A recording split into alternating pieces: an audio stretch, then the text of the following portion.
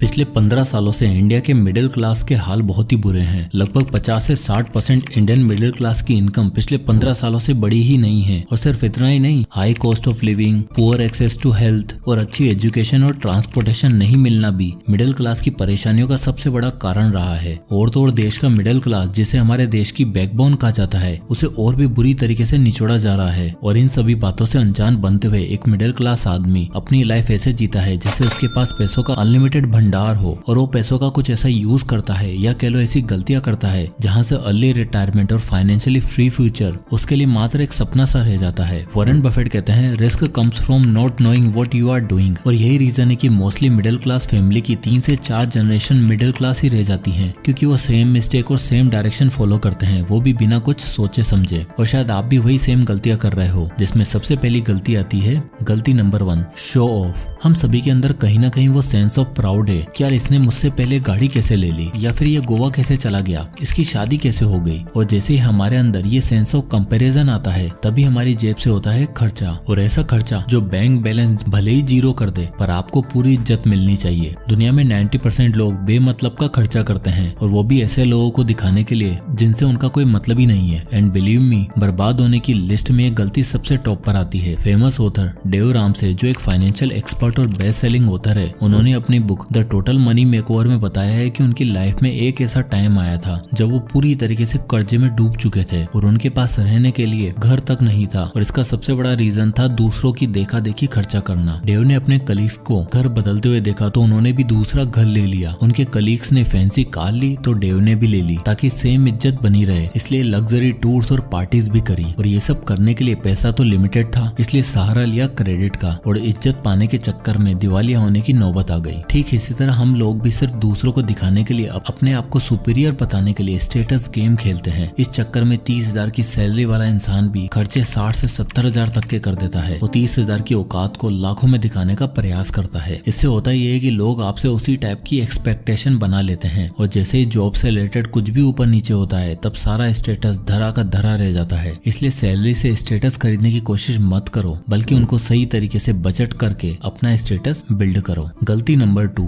No investments. अक्सर में लोगों को अपने 30s में आने के बाद रियलाइज होता है कि यार हमारे पास तो कोई लॉन्ग टर्म इन्वेस्टमेंट ही नहीं है। पहले जब वक्त था तब हमने मेहनत करने में और अपने शौक पूरे करने में पैसा उड़ा दिया, और अब पैसा तो है पर टाइम नहीं है। 90% ऑफ द टाइम 15 से 30,000 पर मंथ की इनकम वाला हर इंसान वेट करता है कि कब उसकी इनकम 60 से 70,000 होगी, तब जाकर वो कहीं कुछ इन्वेस्ट करेगा। मिस्टर अमृत के साथ भी कुछ ऐसा ही हुआ। पढ़ाई लिखाई खत्म करने के बाद अमृत की उसके होम टाउन में 20,000 पर मंथ की सैलरी पर नौकरी लगी। अब नौकरी लगने पर सब बहुत खुश थे, और अमृत ने अपनी सभी ड्रीम्स की एक लिस्ट बनाई और लग गया सपने पूरे करने में। अब अमृत की ड्रीम लिस्ट में हर चीज के लिए कहीं ना कहीं जगह थी, पर 5,000 रुपए इन्वेस्ट करने के लिए नहीं। अब धीरे धीरे टाइम बीतता गया, और साथ ही साथ अमृत की सैलरी और उसकी लाइफस्टाइल भी महंगी होती चली गई। भविष्य में जिस इन्वेस्टमेंट का ख्वाब देखा था, वो भविष्य कभी आया ही नहीं। 30 के होने के बाद अमृत ने एक दिन अपने दोस्त विवान का पोर्टफोलियो देखा। विवान का पोर्टफोलियो उस समय 40 लाख रुपए का था। तब विवान ने अमृत को समझाया कि अगर तू शुरुआत से ही 5,000 पर मंथ की SIP करता है, और अगर बढ़ती सैलरी के साथ अपने खर्चे करने की बजाय अपने इन्वेस्टमेंट 10% से इंक्रीज करता है, तो 10 साल बाद तेरे पास भी लगभग 17 लाख रुपए होते हैं। और अगर यही सेम टेक्निक तो अगले 20 साल तक फॉलो करता, तो तेरे पास 12% के रिटर्न से लगभग 1 करोड़ का कॉर्पस होता, जो तेरे बुढ़ापे के खर्चे और रिटायरमेंट के लिए एक इनफ अमाउंट होता। पर आपको क्या, आपको खर्चा करने से फुर्सत ही नहीं है ना। इसलिए जब भी आप अपने मिड 30s या 40s में आके अपने आप को हेल्पलेस फील करोगे, तब आपको समझ आएगा कि यार काश कुछ पैसा इन्वेस्ट किया होता। आज की डेट में तो इन्वेस्टमेंट के इतने सारे मल्टीपल ऑप्शंस हैं, स्टॉक मार्केट, म्यूचुअल फंड्स और इवन क्रिप्टो करेंसीज, जहां आप अपना पैसा इन्वेस्ट करके डाइवर्सिफिकेशन का फायदा उठा सकते हो। और अभी यूएस इलेक्शन की वजह से क्रिप्टो ने एक ऑल टाइम हाई टच किया है, और एक्सपर्ट्स कह रहे हैं कि ये मोमेंटम और भी ऊपर जा सकता है। मतलब ये बिल्कुल सही वक्त है क्रिप्टो में इन्वेस्ट करने का। लेकिन कौन सा प्लेटफॉर्म सेफ और सिक्योर है क्रिप्टो में इन्वेस्ट करने के लिए? इंडिया का सबसे बड़ा क्रिप्टो एक्सचेंज CoinSwitch के साथ आप शुरुआत कर सकते हो। और अब आप यहाँ क्रिप्टो फ्यूचर में ट्रेड कर सकते हो, जहाँ आपको मिलती है लोएस्ट फीस, 350 से ज्यादा कॉन्ट्रैक्ट्स और अप टू 25x लेवरेज। मतलब अगर आपके पास 1,000 रुपए हैं ट्रेड करने के लिए, so you can trade with 25,000 rupees. Plus अगर आप फ्यूचर ट्रेडिंग में नए हो तो पहले 15 दिन के लिए मिलता है 100% फी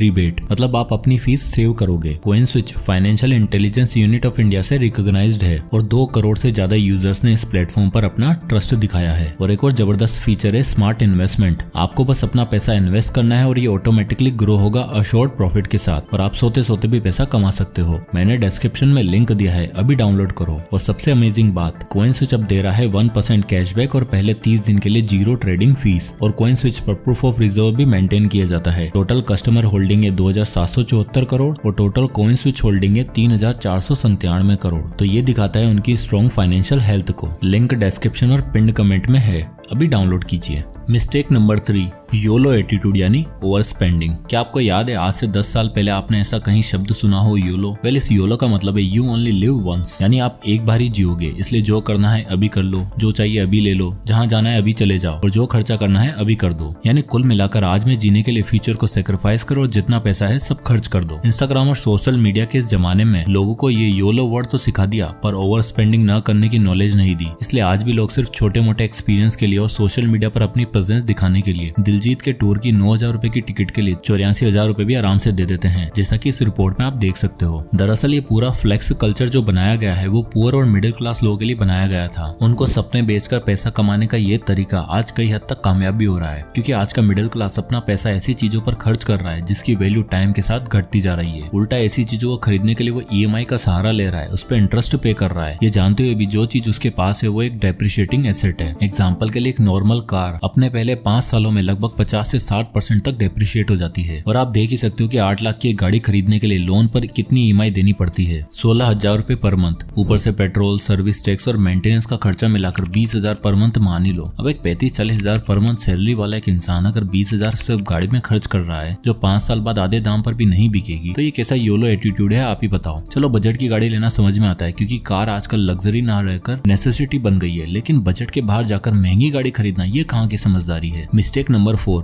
पैसा कमाओ और उड़ाओ, नो ट्रैक ऑफ एक्सपेंसेस। क्या कभी आपके साथ ऐसा हुआ है कि जेब से 500-1000 रुपए निकले हों और बाहर निकलते बस 3 घंटे के अंदर अंदर सारा पैसा गायब? बिल्कुल हुआ होगा। और ये भी जरूर हुआ होगा कि सैलरी आते ही खटाखट EMI कट गई और मात्र 15 दिनों के अंदर अंदर ही आपकी सैलरी खत्म। ऐसा अक्सर इसलिए होता है क्योंकि हम कमाओ और उड़ाओ वाली लाइफ जीना पसंद करते हैं। एक्सपेंसेस को ट्रैक करना, बजट बनाना, ये सब हमारे बस की बात ही नहीं है, इसलिए पैसा आते ही कहाँ गायब हो जाता है कुछ समझ नहीं आता। सुमित के साथ भी नौकरी के पहले 5 महीने में कुछ ऐसा ही हुआ। दरअसल सुमित की रिसेंटली मुंबई में जॉब लगी और उसके घर से ऑफिस लगभग 1 घंटे की दूरी पर था। तो इंटरव्यू वाले दिन सुमित ने कैब बुक करी और किराया आया 200 रुपए। उसकी जॉब लगी 35,000 पर मंथ की सैलरी पे। तो राजा साहब मेट्रो का प्रयोग क्यों करते हैं? सुमित ने डेली कैब से आना जाना शुरू कर दिया और खर्चा आता डेली के 400 रुपए। और सुमित महीने में 22 दिन ऑफिस जाता था, तो महीने का टोटल खर्चा हुआ 8,800 रुपए। यानी 35,000 की सैलरी वाला के इंसान 9,000 रुपए सिर्फ ट्रेवल में खर्च कर रहा है, जबकि वो मेट्रो या कोई भी लोकल कन्वीनियंस लेकर 8,800 रुपए को सेव कर सकता था। और मैंने तो ये खर्चा आपको फेयर का बताया है। एक नॉर्मल इंसान जो अपने घर से दूर जॉब के लिए जाता है वो दिन का 500 रुपए तो आराम से खर्च कर देता है, सिर्फ इसलिए क्योंकि कोई बजट ही नहीं है। और ये एक ऐसी मिस्टेक है जो एक मिडिल क्लास इंसान को हमेशा मिडिल क्लास बनाए रखने में सबसे ज्यादा मदद करती है, क्योंकि हम पैसा कमाना, सेव करना या इन्वेस्ट करना नहीं सीखते, बल्कि अपनी बुद्धि का प्रयोग करते हैं पैसों को इधर उधर खर्च करने में। और जब तक एहसास होता है तब तक आपके पास बहुत सारी लायबिलिटीज इकट्ठा हो चुकी होती है। Mistake number 5, single source of income. India में जॉब मार्केट का हाल कुछ ऐसा है कि मानो एक पेड़ काटने के लिए 100 बंदों ने एप्लीकेशन फाइल करी और सभी एक्सपेक्ट कर रहे हो कि सिलेक्शन हो जाएगा। आप देख ही सकते हो इंडिया में एम्प्लॉयमेंट रेट जो है वो हर साल 6% से इंक्रीज हो रहा है, जो कि स्टिल एक अच्छी चीज है। पर आप ये भी देखो साथ ही नंबर ऑफ अनएम्प्लॉयमेंट कितना ज्यादा बढ़ रहा है, और इसके बावजूद भी एक ना एक दिन आपको मास ले ऑफ की न्यूज सुनने को मिल जाती है और सारा का सारा फाइनेंस धरा का धरा रह जाता है। ऐसे में अगर आप सोचते हो कि एक सिंगल सोर्स ऑफ इनकम काफी है सर्वाइव करने के लिए, तो ये पॉसिबल नहीं है। देखो सिर्फ जीना है तब तो एक सोर्स ऑफ इनकम से इजीली सेटिस्फाई हो सकते हो, पर अगर आपको अपने बच्चों के लिए, अपने रिटायरमेंट के लिए एक बेटर फाइनेंशियल फ्यूचर बिल्ड करना है तो आपको मल्टीपल इनकम सोर्स बिल्ड करने होंगे। गरीब और मिडिल क्लास लोगों का पैसा कमाने का सिर्फ एक ही तरीका होता है, वो है जॉब। और वो कभी नहीं समझ पाते कि जब मार्केट में हमेशा एक लिमिट रहती है तो हमेशा आपसे बेटर की तलाश की जाती है। और जो इंसान सिर्फ और सिर्फ नौकरी के सारे अपने सारे खर्चे निकालता है, मान के चलो कहीं से कोई एक्सीडेंट हो गया या हेल्थ इमरजेंसी हो गई, तब तो हो गया 4-5 महीने का खर्चा। यानी सिर्फ एक सोर्स ऑफ इनकम पे रिलाय करें तो आपके 90% चांस बन जाते हैं कि आप ब्रोक हो जाओगे। इसलिए मोस्टली रिच लोग हमेशा एक से ज्यादा इनकम सोर्स रखते हैं। इन्हीं रिच लोगों की वेल्थ डिस्ट्रीब्यूशन में पाया गया है कि 65% परसेंट सेल्फ मेड मिलेनियर की 3 इनकम सोर्स होते हैं, 45% लोगों का 4 इनकम सोर्स होते हैं और 29% मिलेनियर के पास 5 से ज्यादा इनकम सोर्स होते हैं। मिडिल क्लास लोगों को सिर्फ ये सिखाया जाता है कि जब तक तुम काम करोगे सिर्फ पैसा तभी आएगा। वहीं वॉरेन बफेट कहते हैं कि अगर आप सोते हुए पैसा कमाने की कला नहीं सीखते तो आप जिंदगी पर पुअर और मिडिल क्लास ही बने रहोगे। इसलिए मल्टीपल इनकम स्ट्रीम बिल्ड करना बहुत इंपॉर्टेंट है, जो कि आपको हमेशा डर का नहीं बल्कि फ्रीडम का एहसास करवाएगा और आप स्ट्रेस फ्री होकर अपनी लाइफ जी पाओगे। तो अब इसके बाद आती है अगली गलती नंबर 6। जैसा कहा जाता है वैसा कर दो,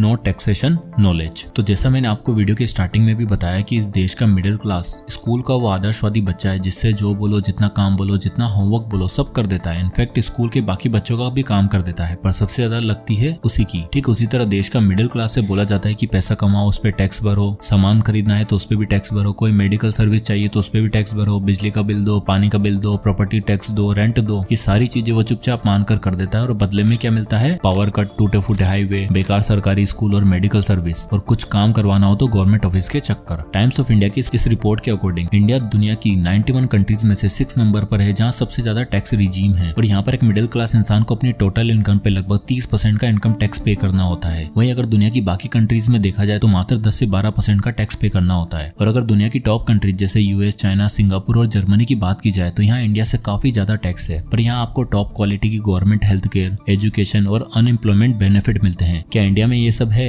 आप खुद ही कमेंट करके बताओ। उल्टा आप देख सकते हो इस देश में नॉर्मल कॉर्पोरेट और रिच लोगों से ज्यादा तो मिडिल क्लास पॉपुलेशन टैक्स भर रहा है। जहाँ corporate tax collection 2.65 lakh crore है, वहीं rest of the population tax collection 3.6 lakh crore है। और इनमें से भी 90% से above contribution middle class population का है। दरअसल हर कंट्री का टैक्स सिस्टम अमीर, गरीब और मिडिल क्लास लोगों को अलग तरीके से ट्रीट करता है। एक मिडिल क्लास इंसान को सैलरी क्रेडिट होने से लेकर पहले टैक्स देना पड़ता है, फिर जब वो इनकम पर रिटर्न फाइल करता है तब भी टैक्स देना होता है, और जब मार्केट में निकलकर कोई खर्चा करे फिर से टैक्स देना पड़ता है। वहीं बिजनेस को कहा जाता है कि पहले अपने बिजनेस के सारे खर्चे अपनी इनकम से डिडक्ट कर दो और जो बची हुई इनकम है उस पर टैक्स दो, जो कई बिजनेस छोटी छोटी कंपनियां बनाकर अच्छे से यूज करते हैं। और हमारा मिडिल क्लास उसको जैसा कहा जाता है वो वैसा करता चला जाता है। जबकि tax deduction, income tax benefit, advance tax benefit और ओपनिंग ए बिजनेस जिससे टैक्स बचाने का लीगल तरीका सीखकर वो अपने लिए एक सिग्निफिकेंट अमाउंट सेव कर सकता है। पर नहीं, ये सब सीखने का टाइम थोड़ी है। और करते हैं अगली गलती नंबर 7, भविष्य में सोचेंगे, नो रिटायरमेंट प्लानिंग। चलो मैं आपसे एक सवाल पूछता हूँ, आपका रिटायरमेंट का क्या प्लान है? वेल, अगर आप जरा सोचोगे तो आपको एहसास होगा कि कोई प्लान ही नहीं है और आप अपने दिमाग में अभी उसे डेवलप करने की कोशिश कर रहे हो। और कुछ लोग ये भी कह रहे होंगे कि फ्यूचर में देखेंगे।